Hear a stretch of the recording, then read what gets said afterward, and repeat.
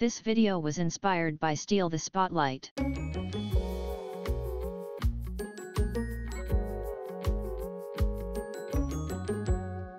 Hello friends, it's the Stitches, and I got COVID.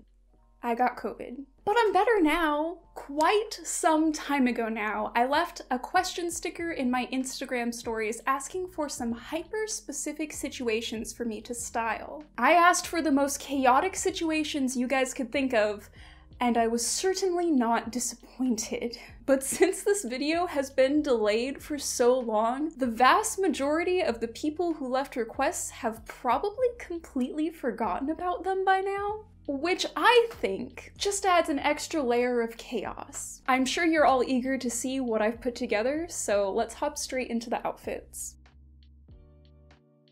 I'm gonna start with some of the most requested situations. Despite everyone leaving a different request, there were some that were very similar to each other. A lot of them boiled down to, show me your favorite outfit. The one I chose is what I want to haunt people in. The situation might seem macabre, but I feel like it's really just a more permanent version of what your cartoon character outfit would be. You know, like if you had to wear one outfit for the rest of your life, what would it look like? I've gone with a super soft pastel pink look because I am not a scary ghost. I just want you to be more quiet. And I don't see how having a scary appearance that incites screams of terror would accomplish that.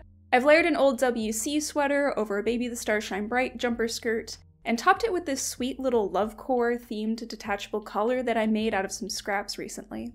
I really wanted to pack as much of my cutest clothing into this outfit as possible. Basically, this look says, I'm the human equivalent of the Hello Kitty themed strawberry marshmallow treats.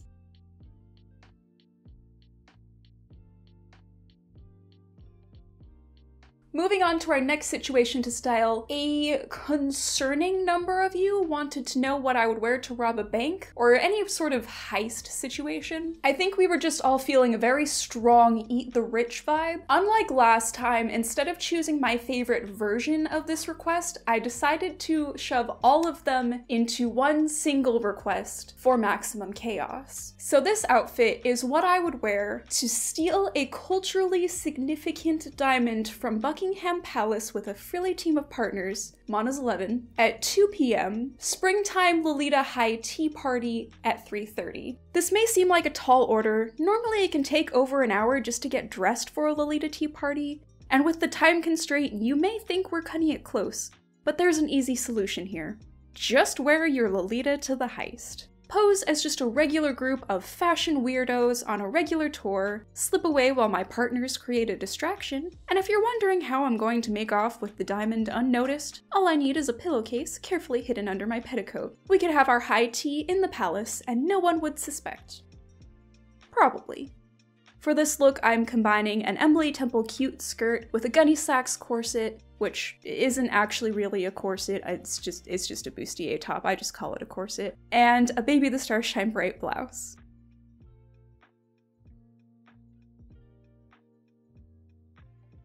This next prompt was kind of humorous, and it honestly reminded me of Indiana Jones a little bit, but like the put a bow on it version. This request was specifically for an outfit for crawling through the Candyland dungeon to infiltrate the castle. And I had to think, if I was a Candyland character, what kind of candy would my outfit be themed after? Because every single Candyland character is based around some sort of different type of candy. Since the prompt reminded me of Indiana Jones, I thought, oh, red vines, so obvious. Well, I initially thought red vines, and then I thought to myself, wait a minute, what flavor are red vines? So I did a little bit of research, and by that I mean I googled what flavor is red vines, and it turns out that red vines are red. They're not a specific fruit flavor, they're just a generic berry flavor. Twizzlers, on the other hand, they claim that their most popular flavor is strawberry, which is great news for me because I have a ton of strawberry accessories. So here is what I would wear to crawl through the Candyland dungeon.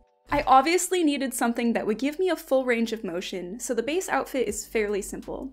It's the accessories that really make the look here. I'm always looking for any excuse to wear my strawberry topper headpiece because it's absolutely perfect in every way. It's from a small brand called Beholder Fashions. The strawberry bag on my hip is homemade, And the last little detail I want to point out is the skinny red belt I'm holding. If you only know one thing about Indiana Jones, it's probably that he uses a whip as his trusty weapon, which honestly never really made a ton of sense to me because, like, if you're that afraid of snakes, why would you carry a weapon that looks exactly like one? But it just feels too convenient to take that concept of a whip and use an actual giant Twizzler instead. Anyway, friendship ended with Magical Girl OCs. Candyland OCs are my new best friends.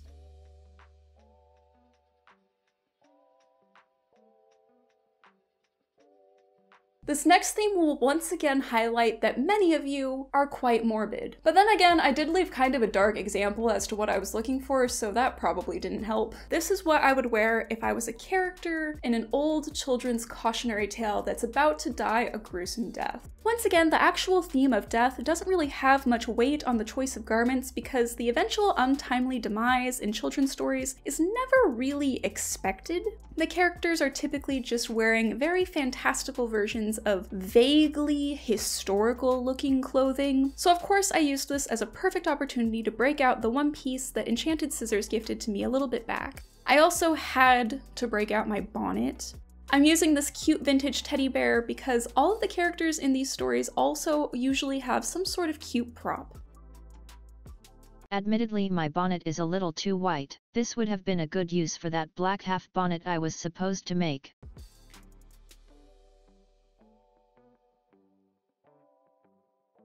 So our last outfit was for a story character that dies. Conversely, for this next prompt, we are now the person who has had our favorite book character die and we are emotionally broken, but we also need to get groceries. I kept this super simple because A, why get that dressed up to go to the grocery store, and B, why get dressed up to go anywhere if you're heartbroken? If anything, this is the time to attempt to be perceived by as few people as possible. This is my actual emotional comfort hoodie, and the pants are my favorite pair at the moment. They have a bit of elastic in them, so they have quite a bit of stretch and are immensely comfortable. I don't have a big pair of sunglasses to hide tear-stained eyes under because I just have transitions lenses, but that's what a big hood is for. Combined with a mask, perfect.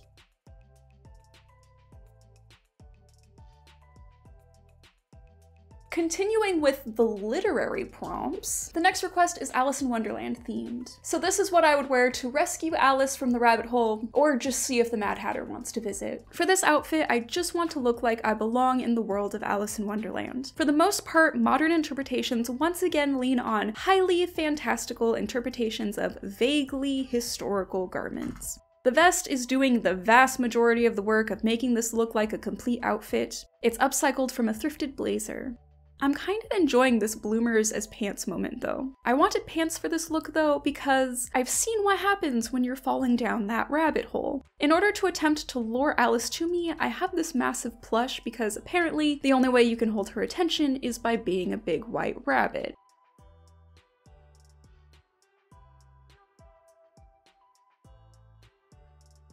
Our next request was probably one of the weirdest of the mundane requests. A lot of you gave me very fantastical situations, so whenever I got one that might actually be real, it was a little bit jarring. This is what I would wear if my third grade crush, who hasn't seen me in 10 years, took me on a date to see the Bee Movie. Let's ignore the fact that third grade was 20 years ago for me. So here's my look. When I was in elementary school, I was obsessed with wearing lots of black and lots of jewelry, so it would honestly be kind of weird to meet up with someone who knew me back then while wearing a super pastel outfit. I assumed that we're going to an actual theater that for some reason has been continuously playing the Bee Movie even though it was released in 2007. So I wanted a comfortable outfit I could sit down in for a couple hours. The skirt is very comfy and it doesn't wrinkle easily, so it will be good to sit in for a long period of time. And this shirt is also super comfy since it's essentially just an over-the-top version of a basic tee. I actually recently upcycled this out of that fast fashion, more self-love crop top that I thrifted in my wardrobe building video. And self-love is definitely something I'll be needing after this date when I remember that I was homeschooled in third grade.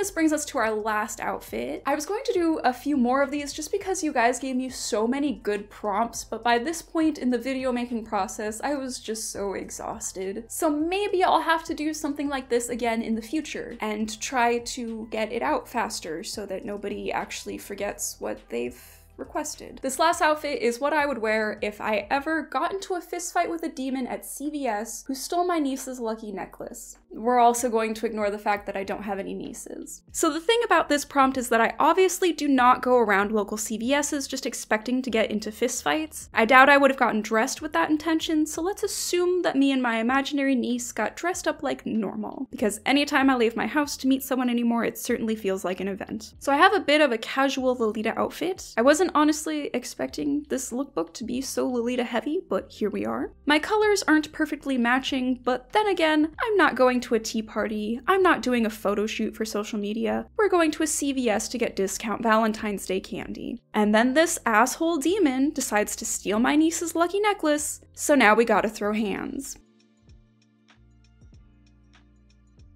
Alright pals, that's everything I have for you today. Huge thank you to everyone who has stuck around, not just to the end of the video, but just in general. I know my upload schedule has been non-existent lately. My health has been very poor. I'm hoping to get content out more regularly soon, but I also don't want to make a bunch of promises when my health is so unpredictable. But I really want to get some more sewing videos out, and I also have some videos I want to make about fast fashion and some related topics. So hopefully I'll be seeing you again soon.